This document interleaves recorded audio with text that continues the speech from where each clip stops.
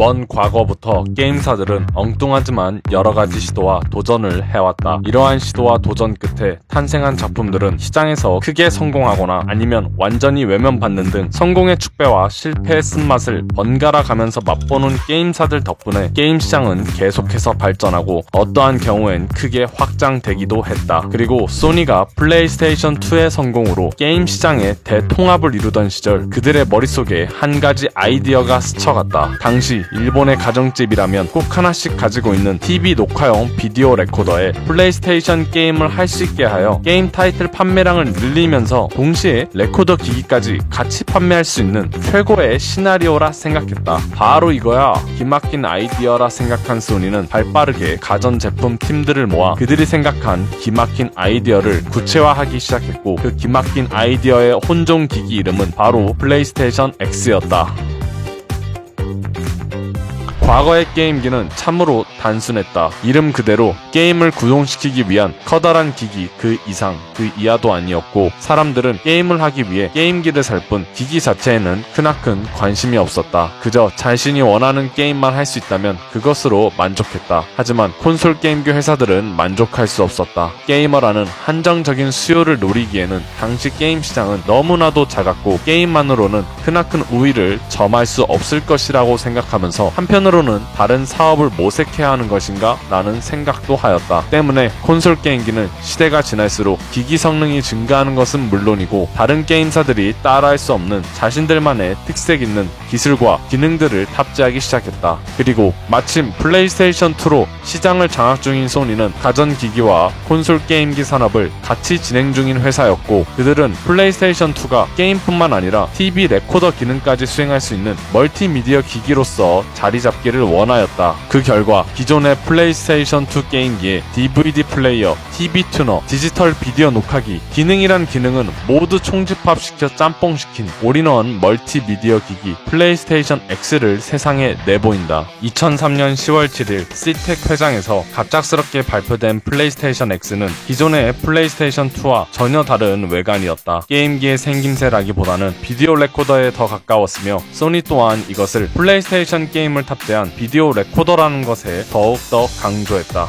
기기의 세부 사양을 자세히 살펴보자면 플레이스테이션 X의 내부에는 플스2의 CPU인 이모션 엔진과 그래픽 신디사이저가 탑재되어 있으며 이것으로 인해 플스2 게임뿐만 아니라 플스1 게임 또한 가능하였고 최소 160GB라는 하드디스크를 탑재하여 40기가를 게임 쪽에 할당함으로써 플스2의 주변 기기인 BB 유닛과 비슷한 기능을 사용할 수 있었다. 비디오 레코더이기 때문에 당연히 녹화 기능에 출중하였고 녹화 속도 또한 24배속을 지원함을 발표함으로써 플레이스테이션 X가 단순 플스와 비디오 레코더 기기를 합친 기기가 아님을 과시했다. 거기에 네트워크 어댑터까지 탑재하니 이게 플스3인가 플스 2.5인가 헷갈릴 정도였다. 무엇보다 가장 큰 차별점이라면 바로 기존의 플스 인터페이스 메뉴 대신 크로스 미디어 바라고 하는 처음 보는 인터페이스 메뉴가 자리 잡고 있었다. 그렇다. 플스의 인터페이스 체계인 크로스 미디어 바는 플레이스테이션 X에 최초로 적용되었고 그것이 현재까지 이어져 오게 된 것이다. 당시 가전제품의 인터페이스 체계가 굉장히 난해하고 불품었던 반면에 게임기만이 처리 가능한 능력을 살려 가전제품의 인터페이스를 좀 더 손쉽게 접근할 수 있게 만든 것이 크로스 미디어바의 제작 목적이었다. 사실 여기까지만 본다면 굉장히 잘 만들어진 우주명작 플레이스테이션2의 확장판이라고 생각하겠지만 이 플레이스테이션 X가 가장 큰 논란이 되었던 건 무엇보다 같이 공개된 가격이었다. 하드 레코더 방식을 채용한 플레이스테이션 X는 가장 저렴한 160GB 하드를 갖춘 모델이 79,800엔에 250GB 하드를 갖춘 모델은 무려 99,800엔으로 당시 엔화 시제를 기준으로 거의 100만원에 호가하는 미친 가격인데 하드 DVD 레코더 가격이 당시에 꽤나 비쌌다는 것을 감안해도 이 가격은 첨단 기능을 마구 쑤셔박은 초창기 플레이스테이션 3보다 비싼 가격이었고 게이머는 물론 DVD 레코더를 구매하려는 일반인들도 꺼려지는 가격이었다.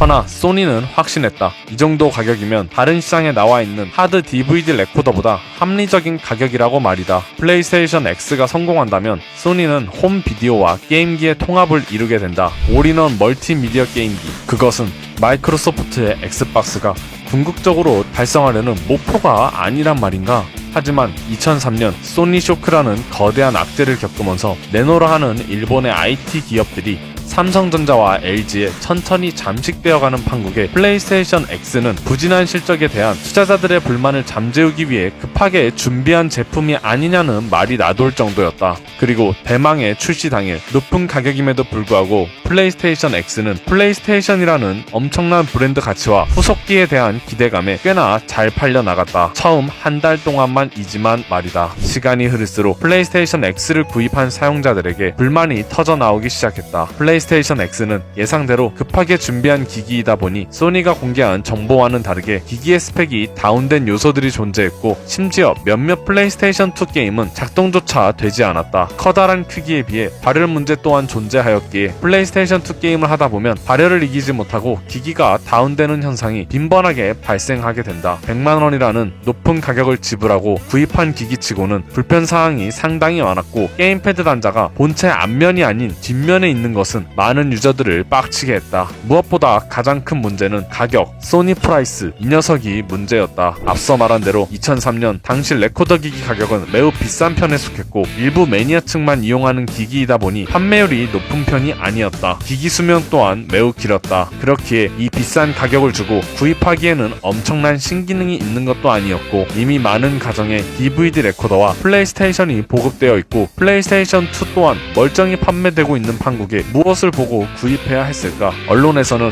플레이스테이션 X가 기존 레코더 기기 시장에 혁명을 불러올 것처럼 떠들어댔지만 그것은 레코더의 성능이 어느 정도 받쳐줄 때의 얘기였고 디지털 세대에 접어드는 시국에 아날로그 녹화만 지원하는 플레이스테이션 X는 HD급 화질을 녹화할 수 없기에 애매한 성능은 오히려 매니아층 성향이 강한 DVD 레코더 시장에서도 어필할 수 있는 요소가 아니었다. 그렇게 출시 2년 만에 소니는 플레이스테이션 X의 생산 종료를 발표하면서 또 하나의 흑역사를 남기게 된다. 플레이스테이션 X는 플스의 아버지 쿠타라기 켄이 전두지휘한 작품으로 게임기를 기존의 전자제품과 융합시켜 올인원 콘텐츠 미디어 기기로서 자리매김시키려는 계획이 있는 기기였다. 하지만 오히려 게임기로서의 책무와 DVD 레코더로서의 의무를 다하지 못한 이도저도 아닌 기기가 되었고 나름 플레이스테이션 X가 비디오 레코더의 선구자적인 기기라는 평을 받고 있지만 그것은 기기 자체보다는 게임기와 레코더를 합친다는 시도적인 면에서 선구자적이지 않았나 라고 생각해본다. 그래도 플레이스테이션 X가 디자인은 이뻤던지라 현재 수집가들에게 꽤 높은 가격에 거래되는 모습을 종종 볼 수 있는 걸 보면 역시 게임기도 디자인이 참으로 중요하다.